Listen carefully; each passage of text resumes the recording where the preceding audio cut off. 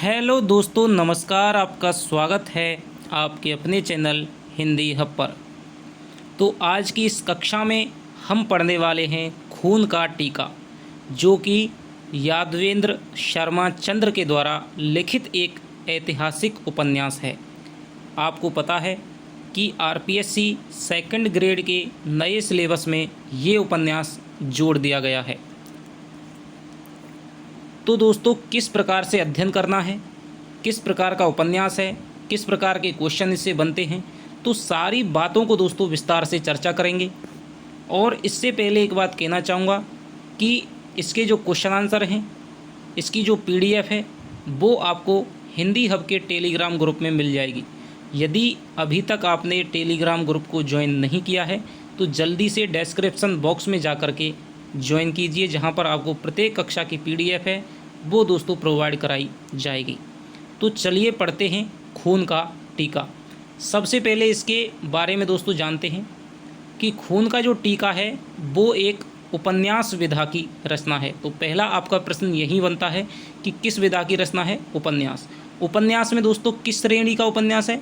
ऐतिहासिक श्रेणी का। आपसे 4 विकल्प दे देगा कि आंचलिक उपन्यास, ठीक है, जीवनीपरक उपन्यास, और आपका कल्पनात्मक उपन्यास, तिलिस्मी उपन्यास। तो किस प्रकार का आपका उपन्यास है? ऐतिहासिक उपन्यास है। इसके जो उपन्यासकार हैं वो लेखक कौन हैं? इसके लेखक हैं यादवेंद्र शर्मा चंद्र। तो यादवेंद्र शर्मा चंद्र हैं वो बीकानेर राजस्थान से दोस्तों संबंधित हैं। 100 से भी अधिक पुस्तकों का इन्होंने सृजन किया है। राजस्थान की जो पहली राजस्थानी फिल्म थी वो इन्हीं की एक कहानी है, उस पर बनी है। अब बात करते हैं कि ये किसके जीवन पर आधारित उपन्यास है। तो ये दोस्तों राणा हम्मीर के जीवन पर आधारित उपन्यास माना जाता है। तो यहाँ पर आपके 4 क्वेश्चन है वो बन जाते हैं, और आशा करता हूँ कि एक क्वेश्चन आपका जीवन परिचय, लेखक के जीवन परिचय से और इसकी भूमिका से बनेगा, और एक जो प्रश्न है आपका इसके अंदर से बनेगा। तो आपको प्रत्येक क्वेश्चन को दोस्तों जो भी इसका आ सकता है, प्रत्येक क्वेश्चन को बताते हुए बहुत ही दोस्तों हम आराम से विस्तृत व्याख्या करते हुए उस उपन्यास को पढ़ेंगे। तो प्रत्येक क्लास को दोस्तों देखिए संजीदगी के साथ। और एक बात बोलना चाहूँगा कि ये दोस्तों उपन्यास ना तो अमेजन पर, ना दोस्तों आपके फ्लिपकार्ट वगैरह कुछ पर भी दोस्तों नहीं है। किसी भी साइट पर दोस्तों ये उपन्यास नहीं है, और मार्केट में भी ऑफलाइन उपलब्ध नहीं है। केवल गूगल की एक साइट है, उस पर ही दोस्तों ये उपन्यास उपलब्ध है, जिससे मैं आपको पढ़ा रहा हूँ। इसका कारण ये है क्योंकि ये यादवेंद्र शर्मा चंद्र जैसे ऐसे बहुमुखी प्रतिभा के धनी ऐसे राजस्थान के साहित्यकार हैं जिनको उपेक्षित कर दिया गया है। लेकिन इस बार आरपीएससी ने ऐसा काम किया है कि उसने राजस्थानी यानी कि राजस्थान के ऐसे साहित्यकारों को जोड़ा है जिनको वास्तव में साहित्यकार की श्रेणी में उच्च स्थान दिया जाना चाहिए। विजयदान देथा की एक कहानी उजाले के मुसाहिब, वो भी आपकी जोड़ी गई है। हेतु भारद्वाज की पटाक्षेप नहीं होगा, ये कहानी आपकी जोड़ी गई है। इसके अलावा आपका एक उपन्यास खून का टीका भी जोड़ा गया है, और ये अच्छा भी है दोस्तों, क्योंकि हमने प्रेमचंद, जयशंकर प्रसाद, जैनेन्द्र, अज्ञे, यशपाल आदि को इतना पढ़ा है कि उनकी रचनाएं तो वैसे ही हर जगह उपलब्ध हो जाती हैं। लेकिन खून का टीका ऐसी रचना है जो अब दोस्तों 10-15 दिन बाद आपको सब जगह उपलब्ध हो जाएगी। शायद पहली बार है कि किसी पाठ्यक्रम में इस उपन्यास को जोड़ा गया है।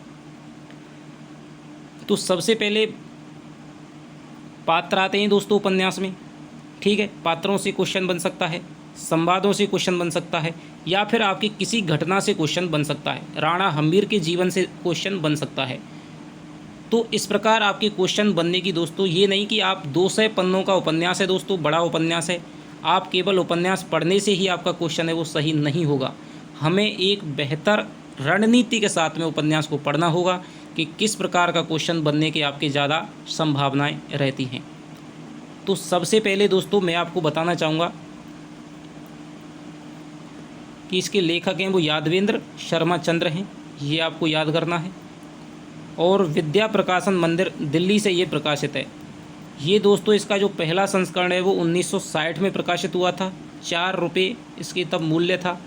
इसीलिए इसकी जो टाइपिंग है दोस्तों वो भी कुछ अच्छी नहीं है, ठीक है। उसी समय की टाइपिंग है, उसी समय की एक पीडीएफ उस साइट पर दी हुई है। तो आप वहाँ से डाउनलोड कर ली, वहाँ से तो आप पढ़िए ही मत। हम यहाँ पर क्लास के माध्यम से अच्छी तरह से पढ़ रहे हैं दोस्तों। जब आपकी मार्केट में उपलब्ध हो जाए, बाज़ार में उपलब्ध हो जाए, तब आप एक उपन्यास ले लेना आपको, और तब उसको आपको पढ़ना है। जब आप हमारी क्लासों के माध्यम से आप पढ़ लेंगे तो आपको फिर आपको कोई भी दिक्कत नहीं आएगी, कहीं से भी पढ़ने की आपको ज़रूरत नहीं है। तो सबसे पहले दोस्तों यूट्यूब पे विस्तृत विवेचन और व्याख्या के साथ में दोस्तों हिंदी हब पर आपको ये उपन्यास पढ़ने का मौका मिल रहा है। तो सबसे पहले राजस्थान के छद्म इतिहास को प्रकाश में लाने वाले महान इतिहासवेत्ता colonel James Tod, Gaurishankar, Hirachand Ojha, Muhnot Nainsi, Kavi Raja Shyamal दास को समर्पित है। तो यहाँ से भी आपका क्वेश्चन है वो दे सकता है कि भाई किसको समर्पित नहीं किया है, तो 4 विकल्प दे देगा, एक अन्य का नाम दे देगा। तो इनको दोस्तों ये यादवेंद्र जी ने इस उपन्यास को समर्पित किया है। और एक बात याद रखनी है कि ये उपन्यास यादवेंद्र जी का पहला ऐतिहासिक उपन्यास है। इससे पहले उपन्यास तो उन्होंने लिखे थे, लेकिन पहला ऐतिहासिक उपन्यास आपसे पूछा जाए तो यादवेंद्र जी का खून का टीका है। अब चलिए इनके लेखक के विचार हैं वो क्या हैं। तो प्रस्तुत उपन्यास चित्तौड़ के राजा हम्मीर के जीवन पर आधारित है। आपने राजस्थान जीके के अंतर्गत पढ़ा होगा, जब हम मेवाड़ का इतिहास पढ़ते हैं तो मेवाड़ का इतिहास दोस्तों एक जगह पर सबसे ज़्यादा समय तक शासन करने वाला जो राजवंश है वो आपका सिसोदिया राजवंश, ठीक है, मेवाड़ राजवंश है। मेवाड़ रियासत है जो सर्वाधिक समय तक जिसने एक जगह पर अपनी नींव है वो जमाए रखी। तो जब हम मेवाड़ के शासकों का अध्ययन करते हैं तो वहाँ पर एक राजा आते हैं रण सिंह। रण सिंह को दोस्तों कर्ण सिंह के नाम से भी जाना जाता था। तो इनके 2 पुत्र होते हैं। सबसे पहला पुत्र होता है क्षेम सिंह और दूसरा पुत्र होता है राहप। जो लोगों ने जीके पढ़ी होगी, और मुझे ऐसा है कि सभी को इसके बारे में थोड़ा सा जो ज्ञान है वो तो होगा ही। तो रण सिंह के 2 पुत्र होते हैं, क्षेम सिंह और आपका राहप। क्षेम सिंह है उसने चित्तौड़ में रावल शाखा की शुरुआत है वो की थी, और राहप है उसने सिसोदा शाखा की शुरुआत की थी, और एक बगल में ही सिसोदा गांव है वो बसा लिया था। तो जो सिसोदा गांव के जो पैदा होते थे वो तो कहलाते थे सिसोदिया, और जो रावल शाखा के थे वो आप अपने आगे लगाते थे रावल, ठीक है, और सिसोदा वाले लगाते थे राणा। तो अभी तक तो इनकी कोई मेन भूमिका नहीं है सिसोदा वाले की, लेकिन जैसे ही रण सिंह है उसकी मृत्यु होती है, उसके बाद में क्षेम सिंह है उसकी भी मृत्यु होती है, उसके बाद में रावल सामंत सिंह बनते हैं, इसके अलावा जैत सिंह आते हैं, ठीक है, और सबसे अंत में दोस्तों आता है आपकी रावल रतन सिंह। रावल रतन सिंह से आप सभी परिचित होंगे कि जिन्होंने पद्मावती 1303 में अलाउद्दीन खिलजी ने जिनके ऊपर आक्रमण किया था, पद्मावती से उन्होंने विवाह किया था, सब आप जानते हैं पद्मावती। तो ये रावल शाखा के अंतिम शासक माने जाते हैं। चित्तौड़ पे अलाउद्दीन खिलजी ने आक्रमण किया, रावल रतन सिंह है वो मारे गए थे, ठीक है। और इस युद्ध में दोस्तों एक लक्ष्मण सिंह थे, इनके एक सरदार थे लक्ष्मण सिंह सिसोदिया, वो भी अपने 7 पुत्रों के साथ में मारे गए थे। तो यहाँ पर आएगा राणा हम्मीर के विश्वसनीय, वो रावल रतन सिंह के विश्वसनीय जो सामंत थे वो राणा लक्ष्मण सिंह थे, ठीक है, राणा लक्ष्मण सिंह थे। तो जैसे दोस्तों चित्तौड़ के इसमें युद्ध में अलाउद्दीन खिलजी के सामने रतन सिंह की हार हो जाती है, पद्मावती चिता में कूद जाती है, लक्ष्मण सिंह मारे जाते हैं। उसके बाद में जो खिलजी है वो क्या करता है कि जो यहाँ का शासक है वो खिज्र खां को बना देता है। खिज्र खां है वो यहाँ का फिर शासक है, वो बनाता है साहब आपके मालदेव चौहान को, ठीक है, जो कि कान्नाडा का भाई था मालदेव चौहान, जिसे मूंछों वाला राजा भी कहा जाता है। इसके अलावा फिर क्या होता है दोस्तों कि मालदेव चौहान की मृत्यु हो जाती है। उसके बाद में जैसा है वो मालदेव चौहान का भाई था जैसा सिंह, तो उसने यहाँ पर अधिकार कर लेता है। उसके बाद में जो मैंने आपको बताया कि राहप ने सिसोदा गांव की स्थापना की थी और वहाँ के जो शासक थे, वहाँ के जो थे तो वो सिसोदिया कहलाते थे। ठीक है, तो उसी में अरी सिंह नाम का एक सिसोदिया सरदार था और उसका जो पुत्र था वो था राणा हम्बीर। ठीक है, तो उसने फिर जैसा को हरा करके चित्तौड़ पे अपनी है वो राणा शाखा की शुरुआत की थी। तो हम्बीर के बारे में सबसे जो महत्व तथ्य है कि चित्तौड़ में राणा वंश की जो नींव डाली थी वो राणा हम्बीर ने डाली थी। ठीक है, लेकिन जो राणा शाखा है, सिसोदा शाखा है, उसकी स्थापना है वो राहप ने की थी। ठीक है, और हम्बीर के बारे में आप जानते हैं कि इसको विषम घाटी पंचानन कहा जाता है, मेवाड़ का उद्धारक कहा जाता है। ठीक है, आप जीके के अंतर्गत आप खूब पढ़िएगा। मैंने थोड़ी सी आपकी भूमिका स्पष्ट करने की कोशिश की है कि किस हम्बीर के बारे में यहाँ पर बात की जा रही है। ठीक है, आपको समझ में आया होगा कि भाई दो शाखाएं थी, एक तो रावल शाखा थी। रावल शाखा का अंतिम जो शासक है वो रतन सिंह था। उसकी मृत्यु के बाद में यहाँ पर मालदेव चौहान आ गया। मालदेव चौहान का भाई था जैसा सिंह, उसको पराजित करके राणा हम्बीर है जो कि सिसोदा गांव का था, सिसोदिया था, और ये अपने नाम के आगे राणा लगाते थे। तो पहला राणा शासक था हम्बीर, तो उसने यहाँ पर विजय प्राप्त करके यहाँ पर है वो राणा वंश की स्थापना की थी। तो यहाँ से अब जो शाखा है वो चलेगी राणा, जिसमें आएंगे आपके राणा हम्बीर, राणा सांगा, ठीक है, महाराणा कुंभा, इसके अलावा महाराणा प्रताप, ठीक है, कर्ण सिंह, जगत सिंह, जो भी सब आएंगे तो वे राणा लगाएंगे। इससे पहले रावल लगाते थे, रावल जैत सिंह, रावल रतन सिंह, रावल छेम सिंह। तो इस प्रकार दोस्तों मेवाड़ का इतिहास है, मैं तो शायद आपसे कम ही जानता हूँ, तो आप इतिहास के अंतर्गत इसको पढ़ेंगे। तो ये हो गया दोस्तों हम्बीर। थोड़ी सी भूमिका मैंने स्पष्ट करने की कोशिश आपके लिए की है। राणा हम्बीर के जीवन की कुछ घटनाएं बड़ी विवादास्पद हैं, फिर भी मैंने भरपूर सच्चाई के साथ उन घटनाओं का चित्रण करने का प्रयास किया है तथा सभी इतिहासवेत्ताओं के वर्णन के सत्य को ग्रहण करने की चेष्टा की है। अनग सिंह, पवन सिंह और शेरा मेरा काल्पनिक चरित्र हैं। तो दोस्तों पात्रों से भी आपके क्वेश्चन हैं, कई बार बन जाते हैं कि कौन से पात्र ऐतिहासिक नहीं है। तो आपको याद रखना है कि अनग सिंह, पवन सिंह और शेरा मेरा हैं वो काल्पनिक पात्र हैं, जो लेखक के इतिहास में इनका कोई भी नाम वगैरह उल्लेख नहीं मिलता है। ये स्वयं यादवेंद्र जी ने स्वयं अपनी दिमाग से उपजाए हैं। हालांकि हम्बीर के पास ऐसे कई योद्धा थे, पर उनके सही नाम न मिलने पर मैंने इन चरित्रों को उन्हीं के आधार पर काल्पनिक सर्जना कर दी है। उपन्यास में तत्काल की प्रभावशाली घटनाओं का वर्णन आज के पाठकों, छात्रों और देश की भावी पीढ़ी के सामने कुछ नए प्रश्न रखेगी कि प्राचीन भारत के महान शासक अत्यंत दूरदर्शी थे और आज जिन साधनों से देश का पुनर्निर्माण हो रहा है वे पहले भी यहाँ पर प्रचलित थे। उपन्यास की त्रुटियों के लिए मैं विज्ञजनों से क्षमा के साथ परामर्श भी चाहूँगा।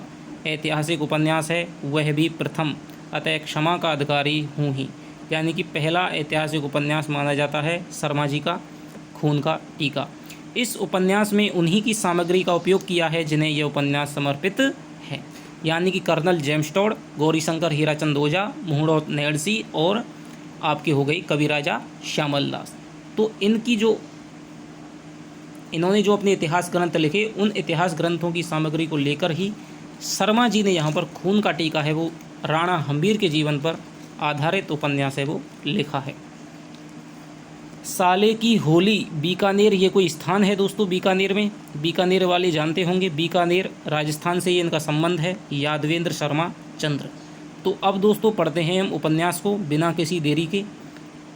बड़ा उपन्यास है दोस्तों, कई कक्षाओं में पूर्ण हो पाएगा। इस कक्षा को मैं लगभग आपकी 30-35 मिनट की कराऊंगा, जिसमें आप कमेंट करके बताना कि आपको 1-1 घंटे की कक्षाएं चाहिए या फिर आपको शॉर्ट कक्षाएं चाहिए।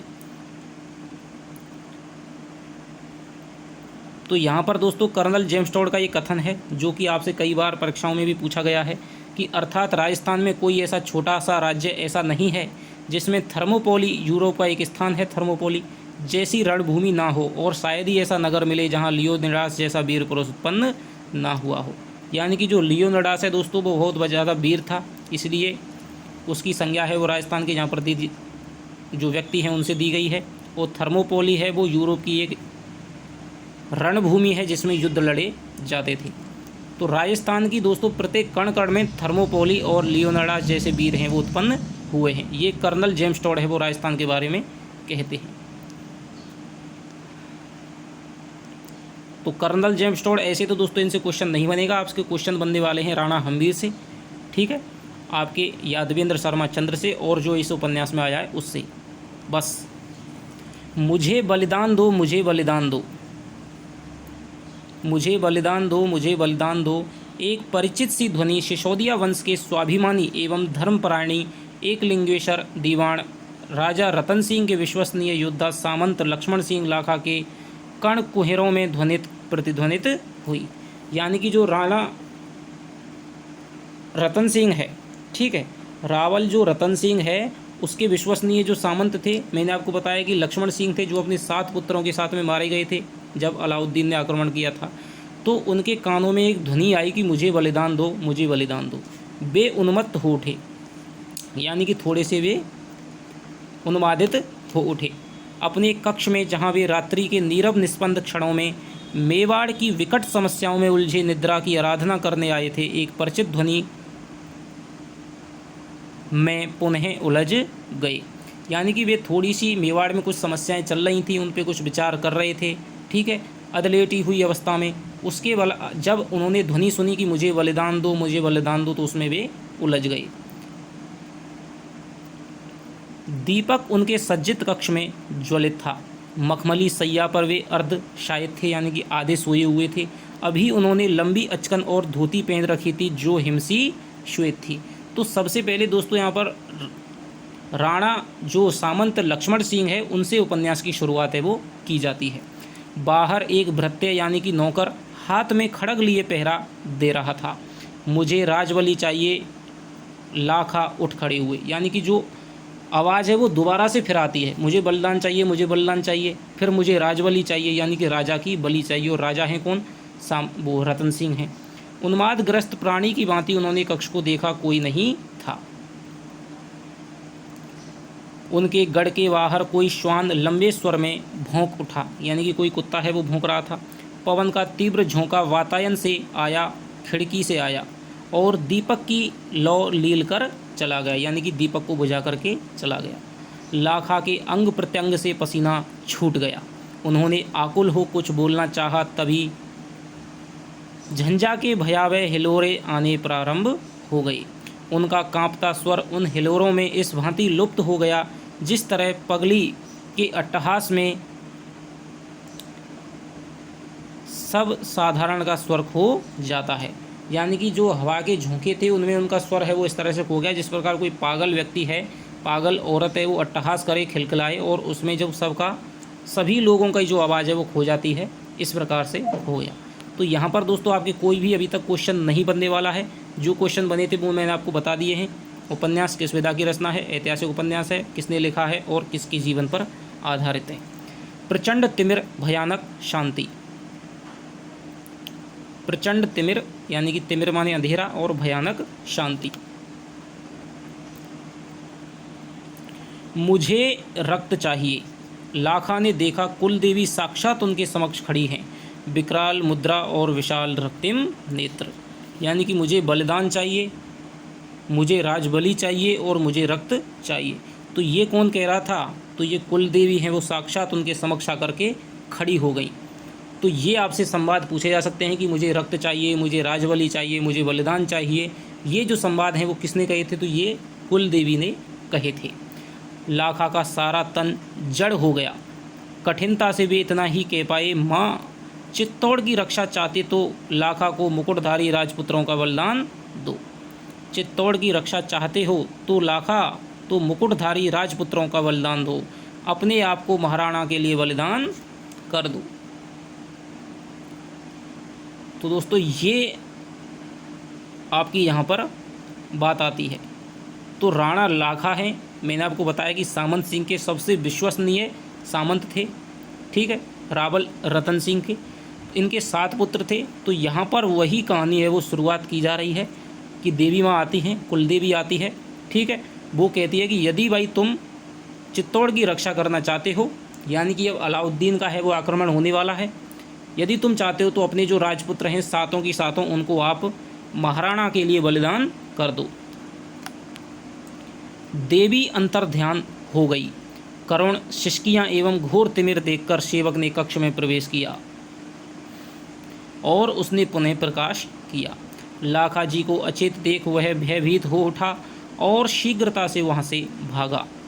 लाखा जी 12 पुत्रों के गौरवशाली पिता थे। तो सबसे दोस्तों यहाँ पर फिर क्वेश्चन बन गया कि जो लक्ष्मण सिंह, सामंत लक्ष्मण सिंह थे, उनके कितने पुत्र थे? 12। गौरवशाली पिता थे। सभी पुत्र पराक्रमी और त्यागी, महाराणा के लिए सर्वस्व बलिदान करने वाले। ज्येष्ठ पुत्र अरसी ने आकर अपने पिता को संभाला। तो अरसी है दोस्तों, सबसे बड़ा पुत्र है अरसी लक्ष्मण सिंह का। उपचार किया गया, थोड़ी देर में उन्हें चेतना लौटी। वे अर्थ भरी दृष्टि से अरसी की ओर देखकर बोले, अरसी, विगत समर में 8 सहस्त्र वीरों के प्राणों की आहुति से माँ की प्रचंड तृष्णा शांत नहीं हुई है। यानी कि इससे पहले भी रतन सिंह ने जो युद्ध है वो लड़ा था, ठीक है, लेकिन उससे उनकी जो है माता की जो उसमें क्या है 800 वीरों के 8 सहस्त्र यानी कि 8000 वीरों के प्राण है वो चले गए थे। लेकिन जो हमारी कुलदेवी है उसकी अभी तक जो तृष्णा है वो शांत नहीं हुई थी, ठीक है। तो वह मुझे बार बार कहती है, जब तक राजमुकुटधारी राजकुमार चित्तौड़ की रक्षार्थ सम्राग्नि यानी कि दोस्तों समर युद्ध रूपी अग्नि में स्वाहा न होंगे, तब तक सिसोदिया वंश का प्रचंड मार्तंड होता है दोस्तों आपके दोपहर का सूर्य। प्रचंड मार्तंड यवन के कोप रूपी बादलों से मुक्त नहीं होगा। तो यवन यानी कि दोस्तों मुगल अलाउद्दीन का उस समय शासन था दिल्ली पर 1296 से लेकर के 1316। इससे पहले जलालुद्दीन खिलजी था, ठीक है। जलालुद्दीन खिलजी है वो तो चित्तौड़ को जीतने में असफल रहा था, लेकिन उसके बाद में अलाउद्दीन खिलजी है उसने यहाँ पर अधिकार कर लिया था। तो भाई ये कह रहा है कि जब तक राजमुकुटधारी सभी राजकुमार है वो चित्तौड़ के लिए सर्वस्व अपना दान नहीं कर देंगे, तब तक है वो जो मुगलों के जो कोपरूपी बादल हैं उनसे ये मुक्त नहीं हो पाएगा चित्तौड़, सिसोदिया वंश, ठीक है। अरसी कुछ बोले कि अजय सिंह व अन्य पुत्रगण तथा दास दासियां भी आ गए। सभी लाखा के चारों ओर बैठ गए। एक भृत्य इत्र की सुगंधी वातावरण में फैला रहा था, ठीक है। कुछ दासियां मोर पंख के बने पंखों से हवा कर रही थीं। सज्जित वक्ष की प्राचीरों पर लटकती तलवारें दीपकों का तीव्र प्रकाश पाकर दीप्त हो उठी। क्षणिक गंभीर मौन छाया हुआ था। यानी कि सब जो पुत्र हैं वो आ गए थे, ठीक है। राणा वो सामंत लक्ष्मण सिंह है वो भी बैठे हुए हैं, उनका बड़ा पुत्र है अरसी वो भी बैठा हुआ है। तो इस प्रकार से अजय सिंह है उनके दूसरे पुत्र का नाम है। तो आपको पुत्रों के नाम ज़्यादा याद नहीं रखते हैं, केवल एक याद रखना है कि भाई अजय सिंह आया है अभी तक और आपको अरसी आया है, ठीक है, कि अरसी है वो उनका ज्येष्ठ पुत्र था। अरसी गंभीर स्वर में बोला, आपको भ्रम हो गया है पिताश्री। नहीं अरसी, केवल आज नहीं सदा माँ मुझसे बलिदान मांगती रहती है। अरसी तुम नहीं जानते, भगवती की इच्छा, भगवती की आज्ञा को पूर्ण नहीं किया गया तो मेवाड़ जलकर भस्म हो जाएगा। यवन मेवाड़ियों की मान मर्यादा को ध्वस्त कर हमारे गौरव के चिन्ह तक मिटा देंगे। तो ये संवाद आपको किसने कहा था? आपके लक्ष्मण सिंह ने। तो ये दोस्तों वीरता की, राजस्थान की वीरता की पराकाष्ठा देखिए कि उनको स्वप्न भी ऐसे आते थे जिसमें राज्य के लिए, अपने राजा के लिए, देश के लिए सर्वस्व न्यौछावर करते हैं, ऐसे तक उनको दोस्तों स्वप्न तक ऐसे आते थे। यूँ ही नहीं राजस्थान का इतिहास स्वर्ण अक्षरों में लिखा गया है। ऐसे ऐसे वीर पैदा हुए हैं, ऐसे सामंत पैदा हुए हैं, ऐसे सरदार पैदा हुए हैं जिन्होंने अपने राज्य के लिए, चित्तौड़ के लिए, मेवाड़ के राजवंश के लिए अपनी पुत्रों तक का बलिदान कर दिया। धन्य हैं ऐसे वीर। लाखा के सारे पुत्र मौन हो गए। अब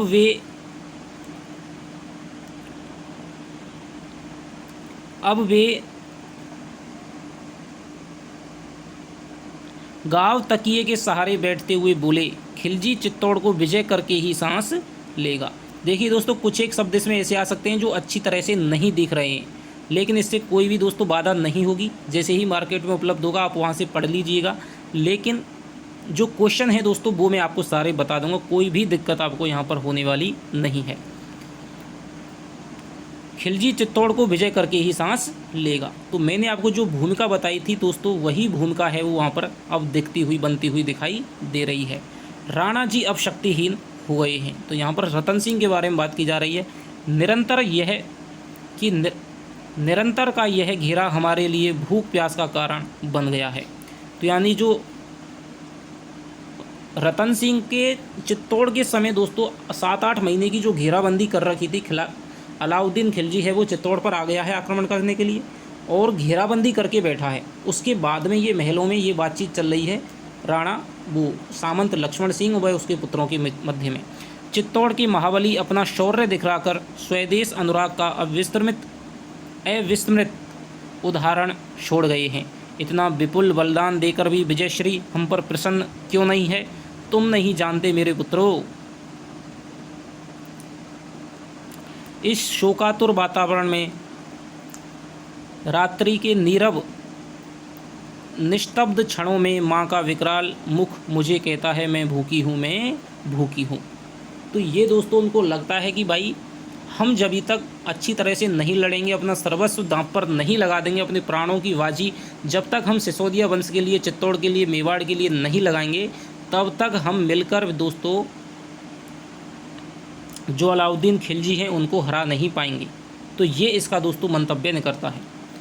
आप शांत रहिए ठाकुर साहब, लेकिन लाखा शांत नहीं रहे। वे तंद्रलावस्था में आतुर, यानी कि तंद्रलावस्था यानी कि थोड़ी सी नींद की अवस्था, थोड़ी जागृत अवस्था में आतुर व उद्विग्न होकर चौंक उठते और आतंकित दृष्टि से यत्र तत्र देखकर यह कह उठते,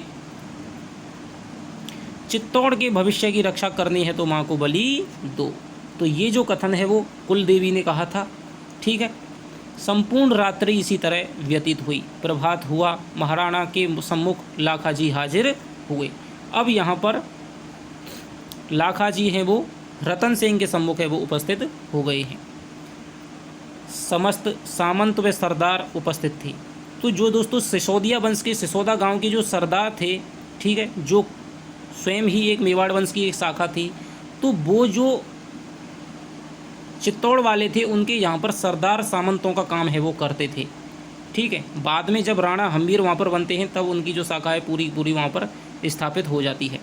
लाखा जी ने अपनी बात पुनः दोहराई। अस्त्र शस्त्रों में सज्जित चित्तौड़ के सारे वीर स्तब्ध से खड़े थे। लाखा जी कह रहे थे, चित्तौड़ के सम्मान को बचाना है तो देवी के वचनों का पालन किया जाए। देवी ने मुझे स्वप्न में कहा है कि मैं राजबली चाहती हूँ लाखा। जब तक राजमुकुटधारी राजकुमार मेवाड़ की रक्षार्थ रंगभूमि में उत्तरग नहीं होंगे, तब तक मेवाड़ शत्रुओं का आक्रमण होना बंद नहीं होगा। राणा रतन सिंह अब यहाँ पर आ गए हैं दोस्तों। राणा रतन सिंह, यह भ्रम भी हो सकता है,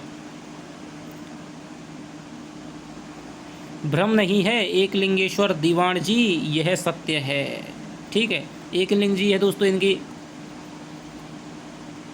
कुलगुरु माने जाते थे। ठीक है। इनकी पूजा करते थे एकलिंग जी। दीवान जी, यह सत्य है। वीरों के स्वप्न सत्य से सदा परिणित होते आए हैं। यानी कि जो वीर जो स्वप्न देखते हैं वो हमेशा सत्य ही निकलते हैं। हमारा धर्म में अपनी कुलदेवी में आस्था और विश्वास है। यह भ्रम भी है तो कितना गौरव में भ्रम है। यानी कि ये भ्रम भी निकला तो कितना गौरव में भ्रम होगा। जो व्यक्ति अपनी जननी जन्मभूमि के लिए उत्सर्ग होगा वह कितना भाग्यवान कहलाएगा। आज हमारे समक्ष एक ही जलता प्रश्न है, मेवाड़ की रक्षा। यानी कि हमारे सामने केवल एक ही प्रश्न है कि भाई मेवाड़ की रक्षा है वो किस प्रकार की जाए। बाहर है अलाउद्दीन, 7-8 महीने से मेवाड़ के किले को, चित्तौड़ के किले को घिरे हुए बैठा है और हम हैं यहाँ हाथ पे हाथ धरे बैठे हैं कि हम कुछ नहीं कर सकते। अब एक ही हमारे सामने प्रश्न रह जाता है, किस प्रकार हम मेवाड़ की रक्षा करें। दरबार के अंतिम छोर पर अरसी बैठा था जो कि लक्ष्मण सिंह का ज्येष्ठ पुत्र था। निरंतर 3 रात दिवस से वह चिंतित था। उसके पिताश्री निरंतर एक ही बात पर अड़े हुए थे। उनके कथन में गहरी आस्था है। क्या पता उनकी कल्पना सत्य का आधार लिए हुए हो। क्या पता पिताश्री का आग्रह में प्रभु का कोई आदेश हो। आस्तिक संस्कारी अरसी के मन में निष्ठा जागी। यानी कि जो ज्येष्ठ पुत्र था, सबसे बड़ा पुत्र था अर्सी, उसको अपनी पिता की बात पर विश्वास होने लगा। पिताश्री के निरंतर आग्रह ने उसके अंतराल में विश्वास जगा दिया। अर्सी ने अभिवादन करके अपने पिता के स्वप्न को बल प्रदान किया। वह समर्थन करता हुआ बोला, राणा जी, पिता के वचनों पर गौर करें। हम सब ईश्वर पर बड़ी आस्था रखते हैं, अतः हम उनके स्थान को व्यर्थ या स्वप्न समझकर सर्वथा निर्मूल नहीं समझना चाहिए।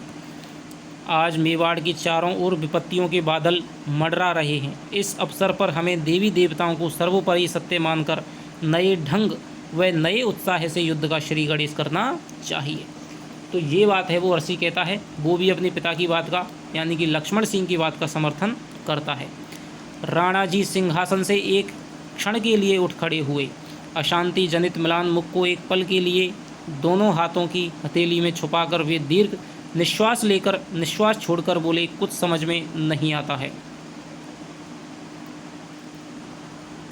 सिंहासन के दोनों ओर दो सेवक मयूर परों के पंखे झल रहे थे और अधिकारी विस्मय विमुग्ध से बैठे थे। सारे अधिकारी विस्मय विमुग्ध से बैठे हुए थे। लाखाजी पुनः खड़े हुए, पंक्तिबद्ध पदानुसार बैठे वीरों के मध्य एक चक्कर लगाकर वे गंभीर भारी स्वर में बोले, मैं झूठ नहीं बोलता हूँ। राणा जी, मैं देवी का सच्चा भक्त हूँ। तो ये आपसे संवाद पूछा जा सकता है कि मैं झूठ नहीं बोलता हूँ, मैं देवी का सच्चा भक्त हूँ। जो कथन है वो किसने कहा था? तो ये दोस्तों आप थोड़ी सी कहानी यदि बैठा लेंगे कि भाई लक्ष्मण सिंह है वो किस तरह का संवाद है, किस तरह का पात्र है, किस तरह के संवाद बोल सकता है, ठीक है। राणा रतन सिंह है, जो रावल रतन सिंह है, वो किस तरह के संवाद बोल सकते हैं। तो ये इस प्रकार है। देवी किसको कह रही है? सबसे पहले लक्ष्मण सिंह को कह रही है। सबसे बड़ी जो वीर गति होगी वो लक्ष्मण सिंह और इसके पुत्रों की होगी।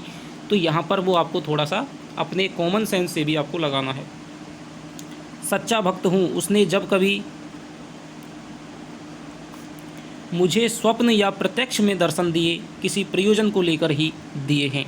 वह प्रयोजन सत्य के आधार से ही नहीं होता है। हमारे अनेक शूरमा इस रण में काम आ चुके हैं, ठीक है। रण में काम आना दोस्तों एक मुहावरा है, यानी कि युद्ध में मारे जाना, शहीद होना। दिन प्रतिदिन हमारी शक्ति क्षीण होती जा रही है। इस पर भी हमने देवी की आज्ञा का पालन नहीं किया तो हमें भीषण परिणाम से टकराना होगा। तो ये है वो बात है, वो रावल रतन सिंह से कह देते हैं। लाखाजी अपने आसन पर आकर बैठ गई। सारे दरबार में सन्नाटा छाया रहा। चित्तौड़ के विशाल गढ़ के चतुर्दिक खिलजी, यानी चित्तौड़ की जो विशाल गढ़ था उसके चतुर्दिक यानी कि चारों दिशाओं में खिलजी की अपार सेना पड़ी हुई थी।